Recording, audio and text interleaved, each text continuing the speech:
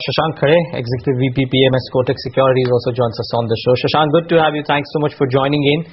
A couple of overhangs, earnings coming up, but lots of individual spaces in action. How do you look at the markets? I mean, what is it that you would be bullish on? What is it that you would distinctly avoid in the current scenario? Yeah, see, my sense is that we are in the midst of a consolidation after about 45 days of a run which started from January onwards. And once this consolidation, the breather actually gets over, the markets could actually head higher slowly and steadily. It's very clear that the expectations in the markets are extremely low. And given the fact that the ground realities are known, the growth expectations are tapered down. So to that extent, the negative surprises and disappointments may not be as much in the coming quarter. I think on the capex side, people already know about how the cycle is and how slow the capex cycle is right now moving. So on the private sector capex, clearly I think people are aware that there are issues. Government has possibly sort of stepped up some investment, especially on the NHAI front. So there is some traction coming on the road side.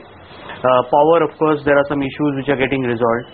So I think these two sectors, one can keep looking at whether one can look at some investable bets out here. So these could be certain stocks which are infrastructure led in the road sector and of course the power sector. On the consumption side, though the consumption has been extremely strong over the last few years, we have seen slowdown coming in the first time in the December quarter.